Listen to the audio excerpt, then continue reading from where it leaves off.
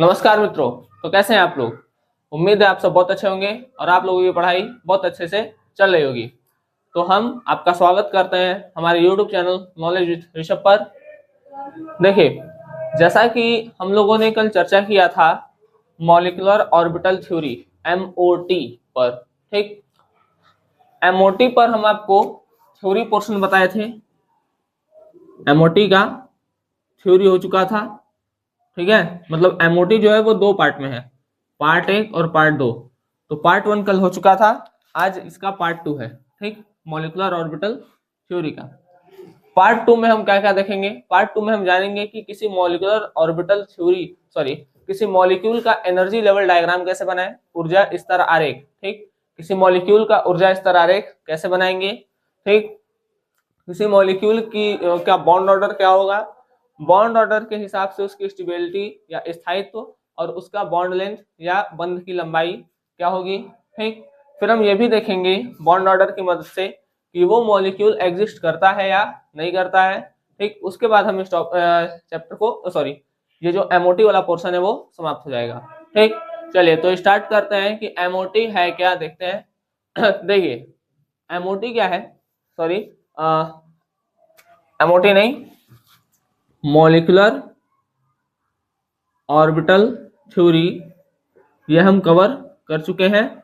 आज हमको देखना है कि किसी मॉलिक्यूल के अंदर जो इलेक्ट्रॉन है वो कैसे भरे जाते हैं। ठीक, मॉलिक्यूल के अंदर इलेक्ट्रॉन कैसे भरे जाते हैं। तो देखिए ये आज हम पढ़ेंगे ऊर्जा स्तर आरेख। आज हम क्या पढ़ेंगे, ऊर्जा स्तर आरेख।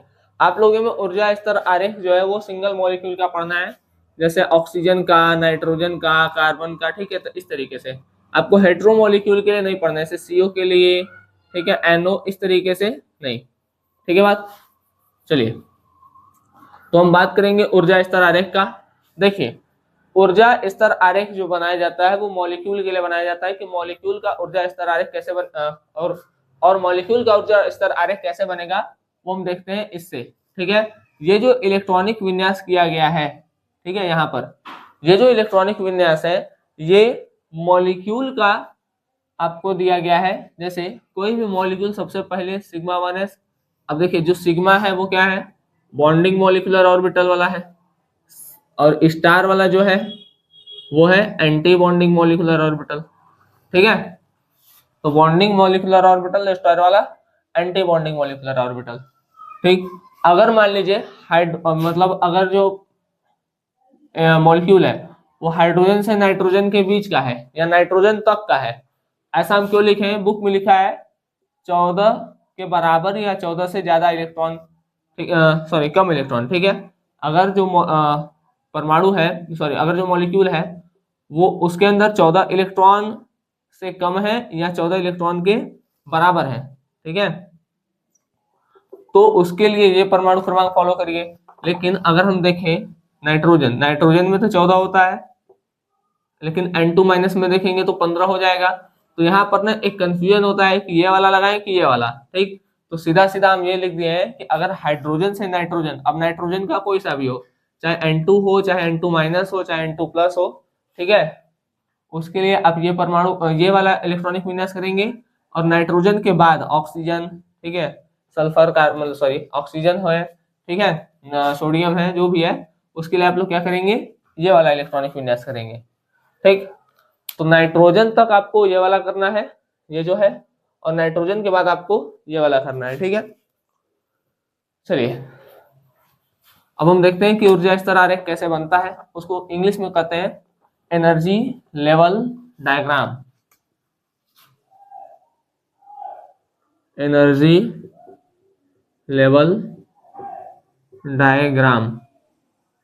ठीक, देखिए जो एनर्जी लेवल डायग्राम होता है आपका क्या बनता है, सबसे पहले सिग्मा 1 है, सिग्मा स्टार 1s है। ठीक है, तो आपका ये कुछ ऐसे बनता है।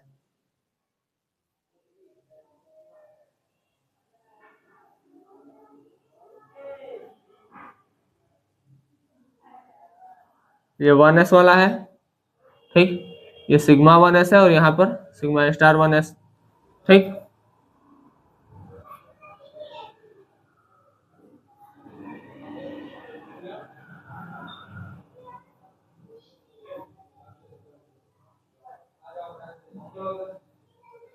अब ये देखिए, ये जो है, एक मिनट कलर चेंज कर देते हैं। देखिए ये 2s वाला है, ये हो गया सिग्मा 2s, और ये हो गया सिग्मा स्टार 2s। ठीक,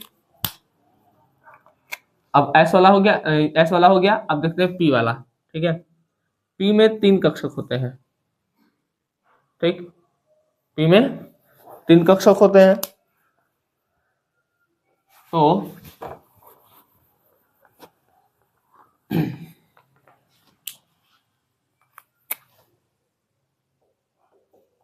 ऊर्जा स्तर आरेख, p में कितने कक्षक? 3।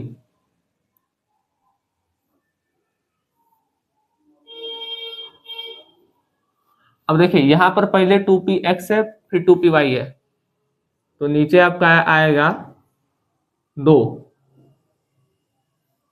ठीक, कौन कौन सा आएगा? 2px और 2py वाला।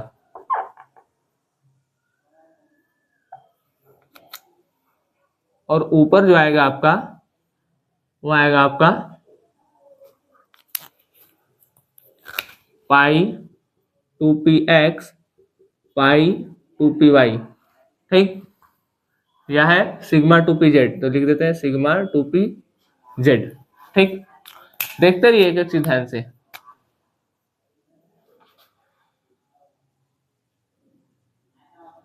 यहाँ भी 3। ठीक, अब क्या है? Pi star 2px pi star 2py, हम भरते हैं। 2 है, pi star 2px pi star 2py, और एक लास्ट में क्या है?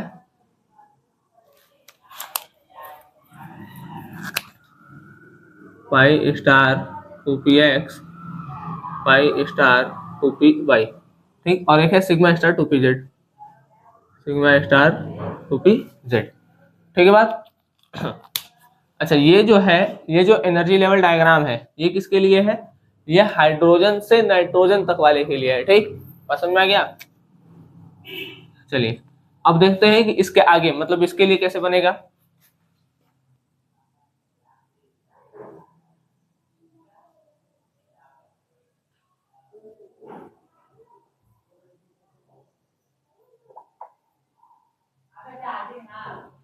देखिए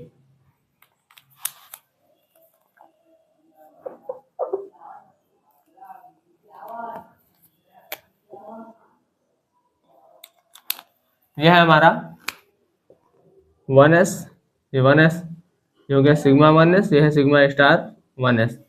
ठीक, इसके बाद हमारा आएगा ऊपर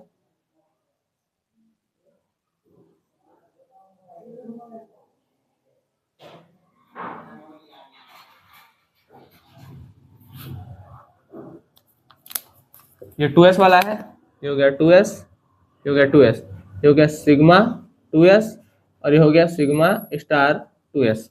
ठीक, अब s वाला हो गया। अब p पे आते हैं। यहां तक तो दोनों में सेम था, यहां तक। ठीक है, अब देखते हैं p वाला। अभी ये बनाना है। ठीक है, जैसे यहाँ पे बनाया 1s, तो sigma 1s sigma star 1s, तो ये 1s वाला है। ठीक, फिर 2s वाला, 2s तो सिग्मा 2s, फिर सिग्मा स्टार 2s। ठीक, फिर 2pz।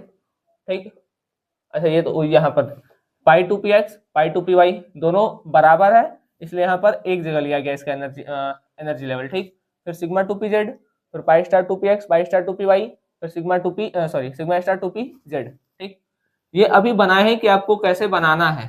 ठीक है, अभी हम जब एलिमेंट लेंगे, जब मॉलिक्यूल लेंगे, तो हम उसमें इलेक्ट्रॉन को भी भर करके देखेंगे। ठीक,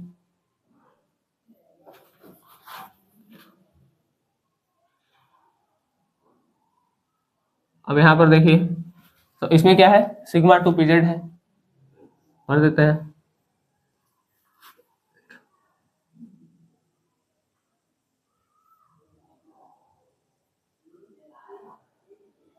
फिर उसके बाद 2 है,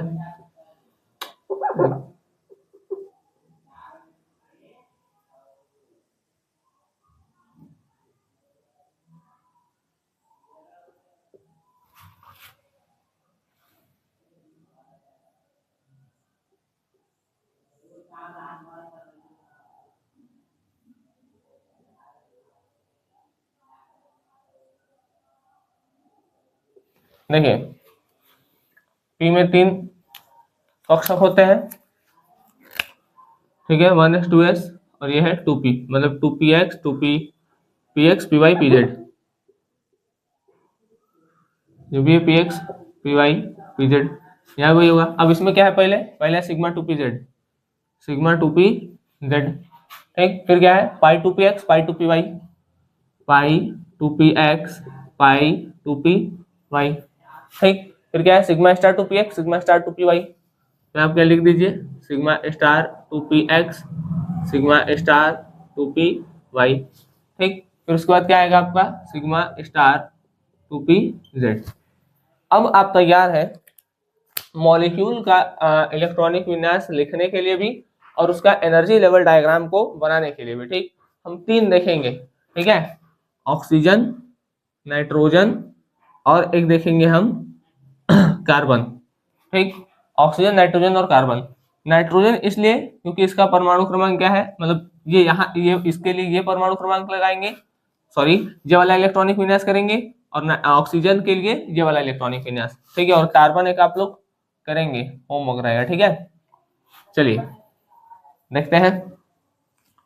मान लीजिए हमको दिया जाए कि आप किसका करिए, चलिए नाइट्रोजन का करते हैं, ठीक।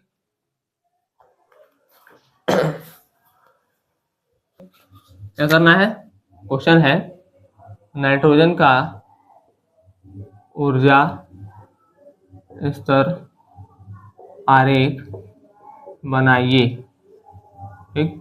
तो बनाने से पहले हम क्या करेंगे, इसका हम इलेक्ट्रॉनिक विन्यास कर लेंगे।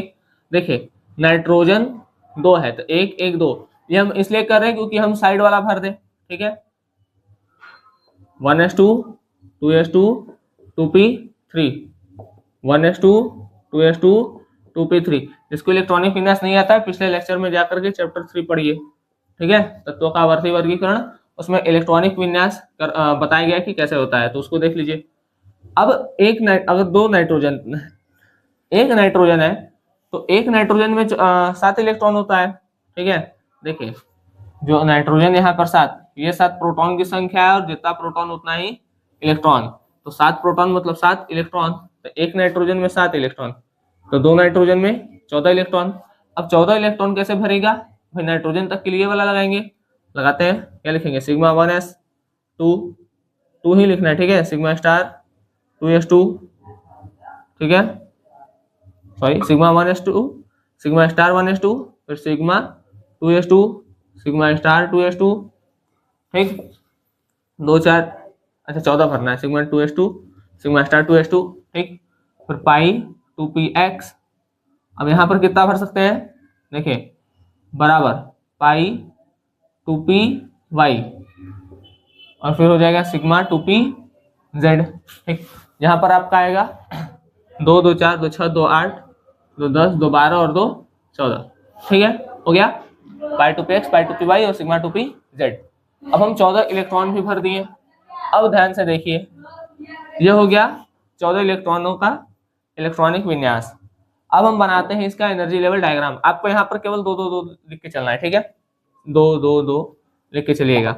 और एक चीज और, जब आप यहाँ पर बांटिएगा ना तो इक्वल बांटिएगा, बात समझ में आया। जैसे अगर हमसे बोला जाता कि 14 ना लिख करके यहाँ पर 2 4 6 8 मान लीजिए 10 लिखता, ठीक है, तो 2 4 6 8 हो जाता।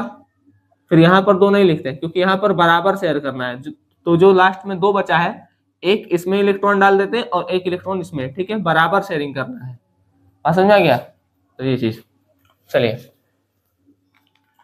अब बनाते हैं ऊर्जा स्तर आरेख।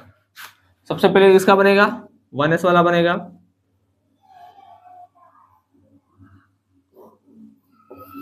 बड़ा हो गया, चलिए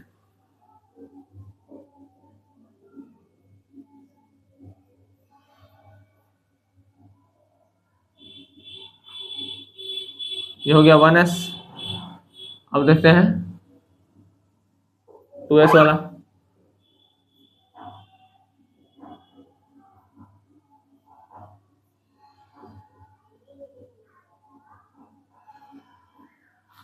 ठीक, 1s हो गया 2s हो गया। अब देखते हैं 2p,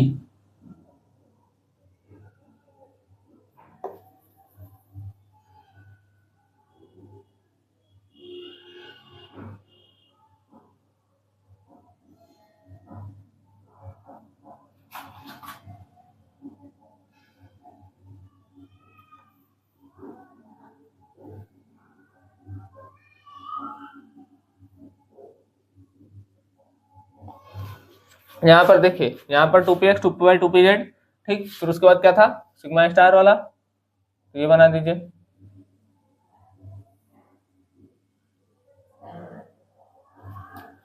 ठीक है, अब हम इसमें भरते हैं, ये आप सीधा बनाइएगा थोड़ा सा, ठीक है। अब भरते हैं इलेक्ट्रॉन, नाइट्रोजन में s में 2, 1s2 में 2, 2s2 में 2 और 2p में 3। 1s वाले में 2 इलेक्ट्रॉन, 2s वाले में 2 इलेक्ट्रॉन और 2p में 1 2 3, इसमें भी 1 2 3, ठीक।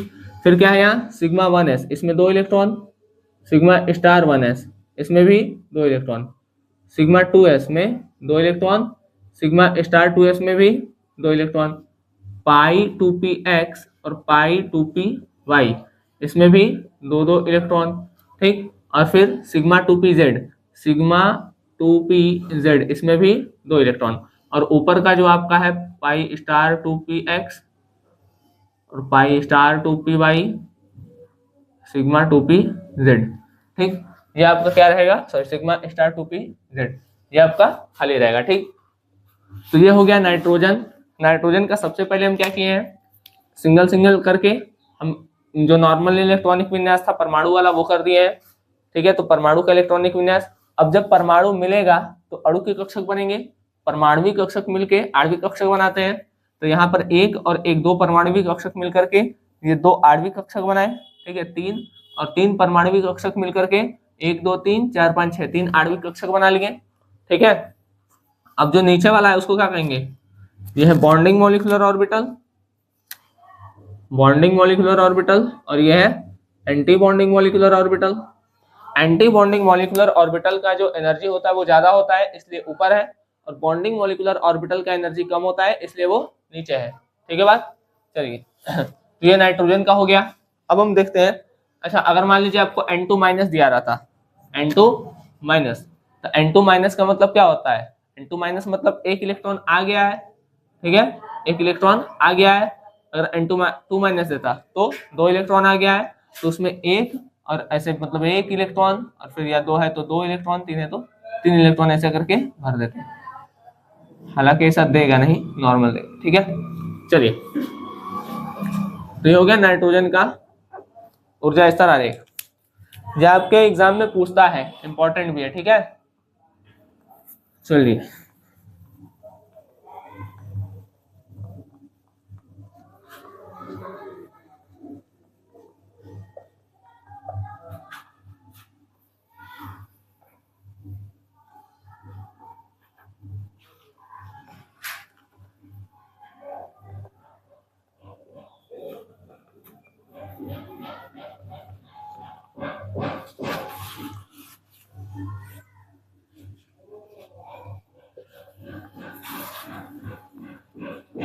अब हम देख लेते हैं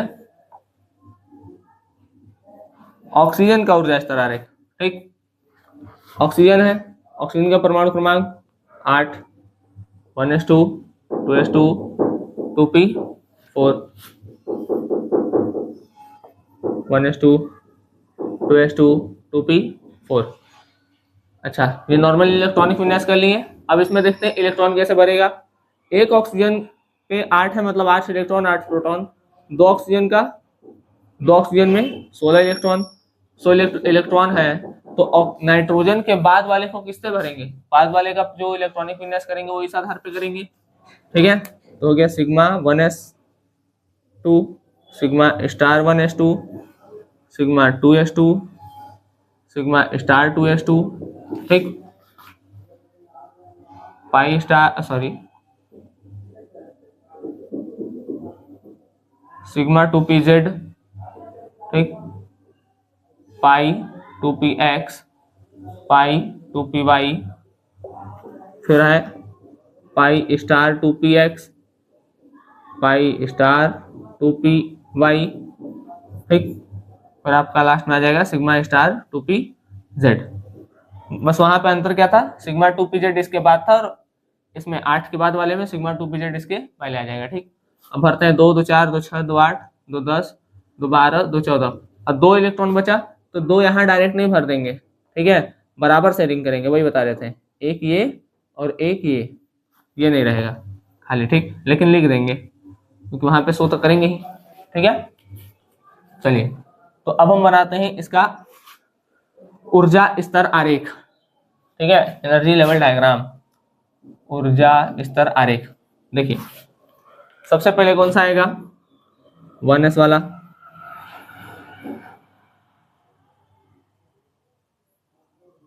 ठीक। फिर कौन सा आएगा, 2s वाला। फिर कौन सा आएगा, 2p वाला, ठीक। तो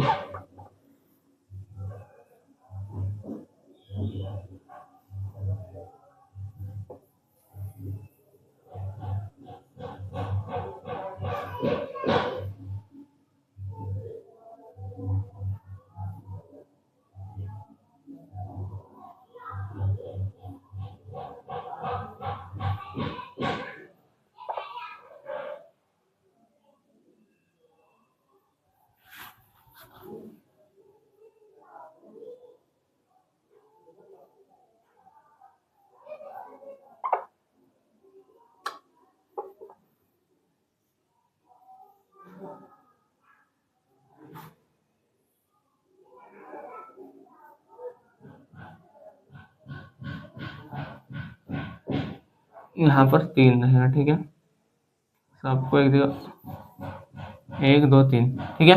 देखिए, अब यहाँ पर सबसे पहले कौन सा है, सिग्मा 1s वाला, तो 1s, फिर 2s, फिर 2p, ठीक,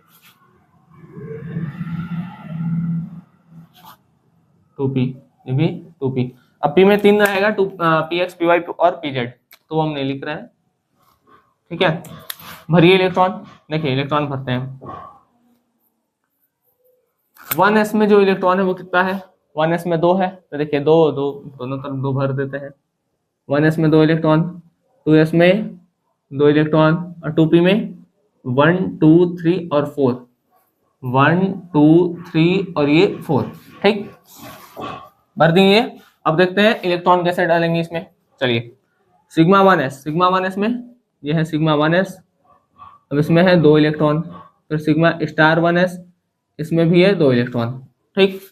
फिर सिग्मा 2s, इसमें 2 इलेक्ट्रॉन, और यह है सिग्मा स्टार 2s, इसमें भी 2 इलेक्ट्रॉन, ठीक।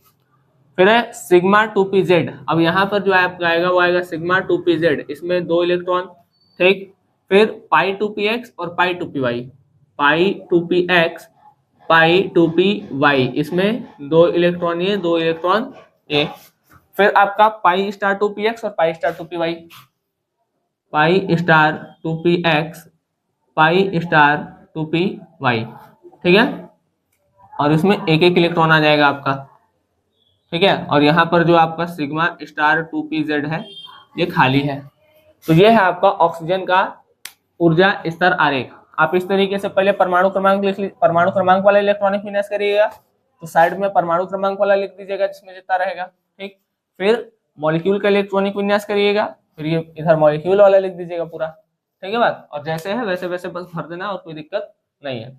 चलिए, तो इस और एक आप अपने से करिएगा, या आप लिख लीजिए या स्क्रीनशॉट ले लीजिए, एक आप अपने से करिएगा, कार्बन का ऊर्जा स्तर आरेख बनाइए, ठीक। अब हम इसको अरेंज कर रहे हैं और अब हम चलेंगे कि जो बॉन्ड ऑर्डर है वो किस तरीके से निकालते हैं, ठीक है। और बॉन्ड ऑर्डर से स्थायित्व पर क्या प्रभाव आता है और उसके बंध की लंबाई या जो बॉन्ड लेंथ है उस पर क्या प्रभाव पड़ता है, ठीक। हम देख लेते हैं कि जो बॉन्ड ऑर्डर है वो कैसे निकालते हैं। देखिए ध्यान से, बॉन्ड ऑर्डर, बॉन्ड ऑर्डर को हम कहते हैं बंध कोटि, बंध कोटि। इसको दिखाते हैं नॉर्मल बी और ओ से। तो बी डॉट ओ ये होता है number of bonding molecular orbital minus number of anti bonding molecular orbital upon में 2, ठीक। ये फॉर्मूला है, करते हैं इसको। अब मान लीजिए हमको दिया है hydrogen, helium, lithium, nitrogen, oxygen, ठीक। ये 5 ले लेते हैं, 1 2 3, 1 2 3 छोड़ो, देखिए हाइड्रोजन में कितने इलेक्ट्रॉन होंगे, एक हाइड्रोजन में एक इलेक्ट्रॉन, तो दो हाइड्रोजन में दो इलेक्ट्रॉन, हीलियम में 4 इलेक्ट्रॉन, लिथियम में 6 इलेक्ट्रॉन, नाइट्रोजन में 14 इलेक्ट्रॉन और ऑक्सीजन में 16 इलेक्ट्रॉन। ठीक, देखो ध्यान सुनो, दो इलेक्ट्रॉन है, ठीक, तो बस हो जाएगा सिग्मा 1s2। ठीक, अच्छा हीलियम में एक बात ध्यान सुनिए, नाइट्रोजन तक के लिए ये वाला परमाणु क्रमांक सॉरी ये वाला इलेक्ट्रॉनिक विन्यास करेंगे और नाइट्रोजन के बाद ये वाला। ठीक है, तो हीलियम 4 इलेक्ट्रॉन, तो sigma 1s2 sigma star 1s2। ठीक, लिथियम में 2 इलेक्ट्रॉन है, तो इसमें हो जाएगा sigma 1s2 sigma star 1s2। ठीक है, फिर सिग्मा 2s2 सिग्मा 2s2। ठीक, नाइट्रोजन में अब 6 इलेक्ट्रॉन हो गया, नाइट्रोजन में 14 इलेक्ट्रॉन है, तो sigma 1s2 sigma star 1s2 sigma 2s2 sigma star 2s2 पाई 2px बराबर पाई 2py। ठीक, फिर सिग्मा 2pz। ठीक है बात, ये वाला 2 2 4 2 6 2 8 2 10 2 12 2 14। ठीक है, अब ऑक्सीजन के लिए ये वाला करेंगे। ठीक है, sigma 1s2 sigma star 1s2 sigma 2s2 sigma star 2s2 sigma 2pz 2। ठीक है, सिग्मा सॉरी पाई 2px पाई 2pz pi star 2px pi star 2pz एक एक। ठीक है, यहाँ पे हो गया 2 2। अब देखिए ध्यान से, 2 4 6 8 10 2 12 2 14 15 16 हो गया। अब हम देखते हैं इसमें पहले वाले में ये क्या है, जो बिना स्टार का है, बिना स्टार, वो है बॉन्डिंग मॉलिक्यूलर ऑर्बिटल। ठीक है, जो स्टार के साथ है, स्टार के साथ है, वो है एंटी बॉन्डिंग मॉलिक्यूलर ऑर्बिटल। ठीक, जो स्टार वाला है वो है बॉन्डिंग मॉलिक्यूलर ऑर्बिटल, और जो स्टार के साथ सॉरी जो बिना स्टार का है वो है बॉन्डिंग मॉलिक्यूलर ऑर्बिटल, और जो बिना स्टार का है वो है एंटी बॉन्डिंग मॉलिक्यूलर ऑर्बिटल। चलिए तो हम हाइड्रोजन का निकालते हैं, हाइड्रोजन का।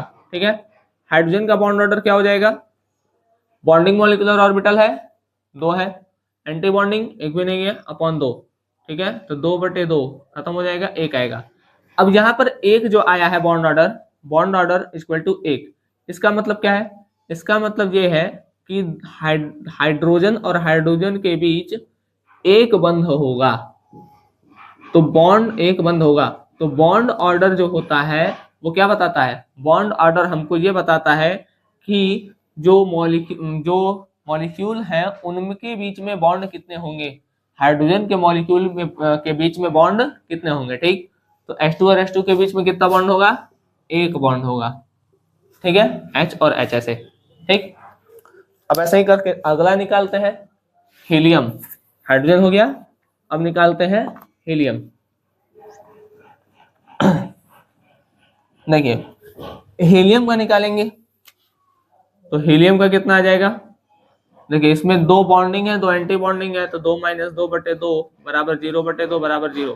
तो हीलियम और हीलियम के बीच में एक भी बॉन्ड नहीं रहेगा, मतलब He2 जैसा कोई मॉलिक्यूल नहीं होगा। अगर He और He के बीच में बॉन्ड ही नहीं है या 0 आ रहा है, ठीक है, यहाँ पर हीलियम का बॉन्ड ऑर्डर कितना आ रहा है, 0। इसका मतलब ये है कि हीलियम और हीलियम के बीच में एक भी बॉन्ड नहीं होगा, और जब एक भी बॉन्ड नहीं होगा तो हीलियम जैसा मॉलिक्यूल एग्जिस्ट ही नहीं करेगा। ठीक, समझ में आ गया, तो ये बात पता चल रहा था। अब आते हैं Li2 पे, Li2 पे, Li2 में क्या है, देखिए Li2 बॉन्डिंग मॉलिक्यूलर ऑर्बिटल कितने हैं, 2 और 2 4, एंटी बॉन्डिंग 2, ठीक, बटे 2 2/2 1। तो लिथियम और लिथियम के बीच में भी कितना होगा, 1। सोडियम वाला निकालिए, सोडियम का बॉन्ड ऑर्डर, पहले बॉन्डिंग गिन लेते हैं, 2 4 6 8 10, 10 माइनस एंटी बॉन्डिंग 2 2 4, 10 माइनस 4/2, 6/2, 2 तिहाई 6। सॉरी नाइट्रोजन है, सोडियम नहीं नाइट्रोजन। तो नाइट्रोजन का जो बॉन्ड ऑर्डर है वो आया 3, मतलब N और N के बीच में कितना बॉन्ड होगा? 3। ठीक, N और N के बीच में कितना बॉन्ड होगा? 3 बॉन्ड होगा। ठीक है बात। चलिए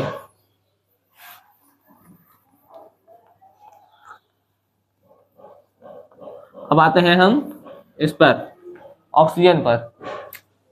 ऑक्सीजन का अपने से निकालिएगा, ठीक है। चलिए इसका बॉन्ड ऑर्डर कितना आया?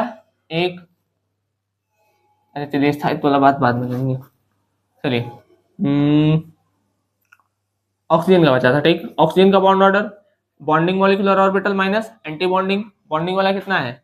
देखिए bond NB minus NA upon में 2, ये करते हैं। बॉन्डिंग वाला 2 4 6 8 10 है, ठीक। एंटी बॉन्डिंग 2 4 2 6 है बटे 2, 10 में 6 गया, 4/2, 2 दूनी 4। तो ऑक्सीजन और ऑक्सीजन के बीच में जो बॉन्ड होगा वो 2 बॉन्ड होगा, डबल। ठीक है, समझ में आ गया। तो बॉन्ड ऑर्डर हमको ये बताता है कि किस मॉलिक्यूल के बीच में कितना बॉन्ड होगा। ठीक है बात। अच्छा, अब हम चलते हैं एक अगले प्रश्न की ओर, और उससे हम ये चेक करने का प्रयास करेंगे कि जो स्थायित्व है, ठीक है, उस वो क्या है, मतलब बॉन्ड ऑर्डर से स्थायित्व कैसे पता चलता है, तो उसको देखते हैं। देखिए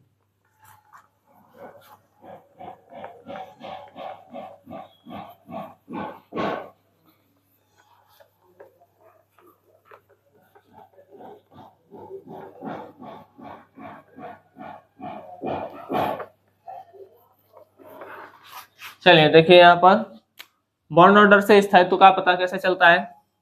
मान लीजिए हम लिखे हैं N2 माइनस, या नॉर्मल लिखे N2 प्लस और N2 माइनस। इसमें 14 इलेक्ट्रॉन, प्लस का मतलब होता है 1 इलेक्ट्रॉन चला गया है, मतलब 13 इलेक्ट्रॉन। माइनस का मतलब होता है 1 इलेक्ट्रॉन आ गया है, मतलब 15 इलेक्ट्रॉन। ठीक, समझ में आ गया। चलिए इसका कितना आया था, फिर से करते रहे। Sigma 1s, sigma star 1s, sigma 1s2, sigma star 1s2, sigma 2s2, sigma star 2s2, पाई 2px, पाई 2py, सिग्मा 2pz। ठीक है, चलिए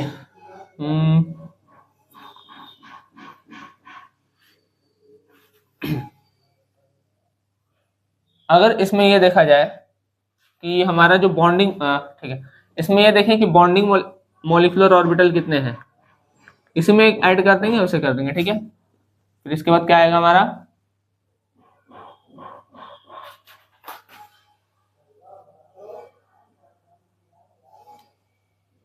थोड़ी करते हैं। बॉन्ड ऑर्डर इक्वल टू हो गया NB माइनस NA अपॉन में 2। NB कितना है, bonding 2 4 6 8 10।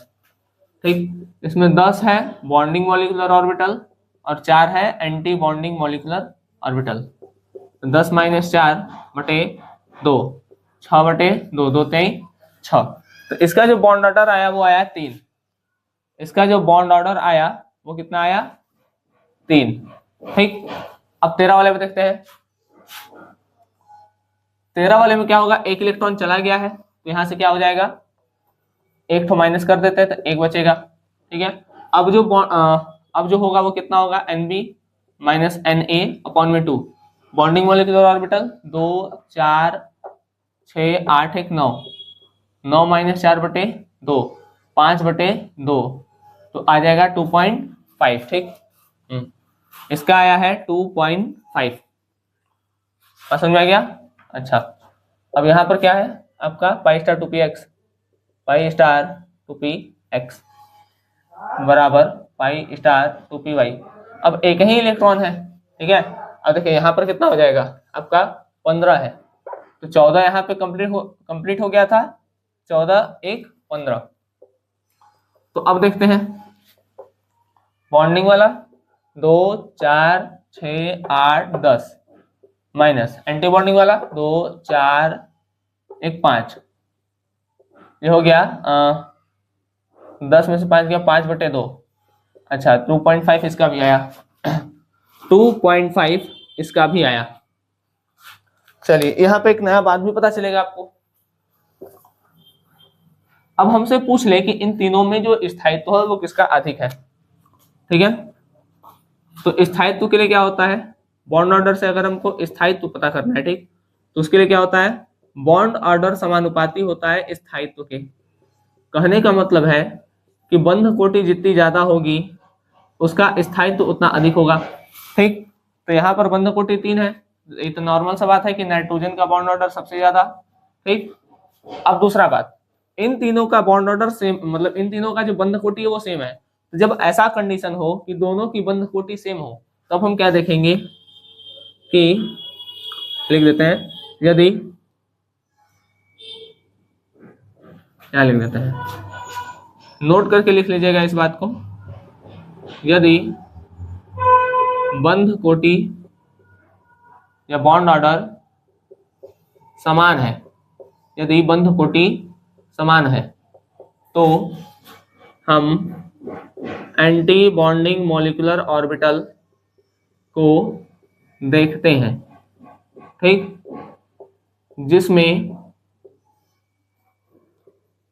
Anti bonding molecular orbital जितना कम होता है वह उतना, एंटी बॉन्डिंग जितना कम होगा वह उतना स्थायी होता है, वह उतना स्थायी होता है। ठीक, बात समझ आ गया। तो सबसे अधिक स्थायी तो नाइट्रोजन होगा, बॉन्ड ऑर्डर सबसे ज्यादा है। अब 2 में बराबर हो गया था, तो इसके लिए हम क्या देखेंगे कि किसमें एंटी बॉन्डिंग कम है। ठीक है, देखिए ABMO अगर कम रहेगा तो स्थायित्व ज्यादा होगा। ठीक है, सीधा सा बात। तो देखते हैं, अब इसमें N2 प्लस और N2 माइनस में, अरे फिर से लिखना पड़ेगा, फिर देख लेते हैं। N2 प्लस वाले में 13 इलेक्ट्रॉन था। ठीक, N2 प्लस में कितना था, 13 था। तो 13 कहाँ तक आ रहा था, 2 4 6 8 10 12 12 1 13। ठीक, इसमें कितना था एंटी बॉन्डिंग वाला, इसमें एंटी बॉन्डिंग वाला कहाँ गया, 2 2 4, इसमें 4 था। इसमें ABMO कितना है, 4 है। अच्छा, और इसमें ABMO कितना आ रहा था, 5 आ रहा था।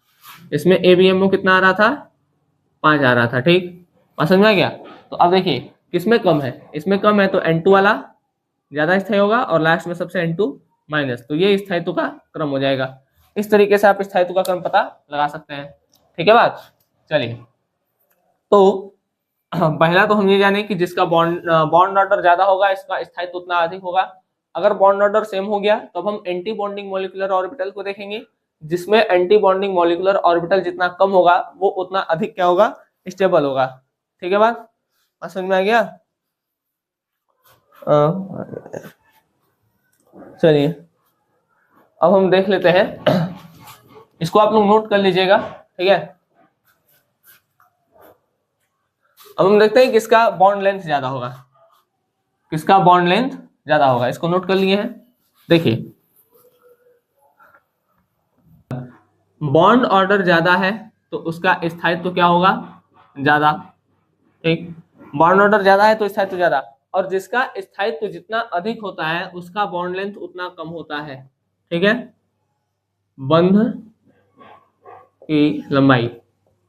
ठीक है, तो एक बात हम कह सकते हैं कि जो बॉन्ड ऑर्डर है वो बंध की लंबाई के या बॉन्ड लेंथ के व्युत्क्रमानुपाती है। ठीक है, बॉन्ड की लंबाई या इसको कहते हैं बॉन्ड लेंथ।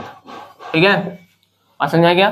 बॉन्ड ऑर्डर जितना ज्यादा स्थायित्व उतना ज्यादा, स्थायित्व जितना ज्यादा, ठीक है, और दूसरा बॉन्ड ऑर्डर जितना अधिक बॉन्ड लेंथ उतना कम।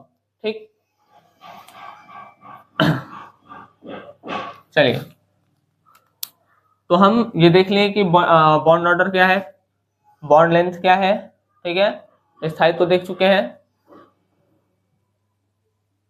ठीक है, अब आप लोग डायमैग्नेटिक पैरामैग्नेटिक पीछे पढ़ ही चुके हैं। अब कुछ क्वेश्चंस ले लीजिए, ठीक है, जिसको आप लोग घर पे क्या करिएगा, प्रैक्टिस करिएगा। ठीक है, प्रैक्टिस में क्या करेंगे कि भाई उसका बॉन्ड ऑर्डर पता करिएगा, उसकी स्टेबिलिटी देखिएगा। ठीक है, स्टेबिलिटी देखने के बाद क्या करेंगे, आप उसका बॉन्ड लेंथ भी पता करेंगे। ठीक है, तो ये करिएगा। चलिए, तो ये हमारा जो पार्ट 2 था मॉलिक्यूलर ऑर्बिटल थ्योरी का, वो समाप्त होता है। ठीक है, आप लोग इसको पढ़िए अच्छे से, क्योंकि ये आप लोग के बोर्ड एग्जाम में भी आता है, सॉरी मतलब 11th के एग्जाम में भी आएगा, और आपके जो कॉम्पिटिटिव एग्जाम है वहां पर बॉन्ड ऑर्डर से रिलेटेड क्वेश्चन पूछ लेता है। ठीक है, चलिए तो आइए क्वेश्चन फर्स्ट। आपको क्या क्या पता करना है, बंध कोटि, बंध की कोटि, ठीक है, फिर स्थायित्व का क्रम, स्थायित्व का क्रम, फिर बंध की लंबाई, बंध की लंबाई। ठीक है, तो पहला क्वेश्चन है first, oxygen O2 minus O2 plus इन तीनों में। दूसरा Li2 Li2 plus Li2 minus, दूसरा प्रश्न। और तीसरा प्रश्न आपका है क्या देते, नाइट्रोजन हो गया है, सोडियम, चलिए एक सोडियम ले लीजिए, Na प्लस Na माइनस। ठीक है, Na2 प्लस Na2 माइनस।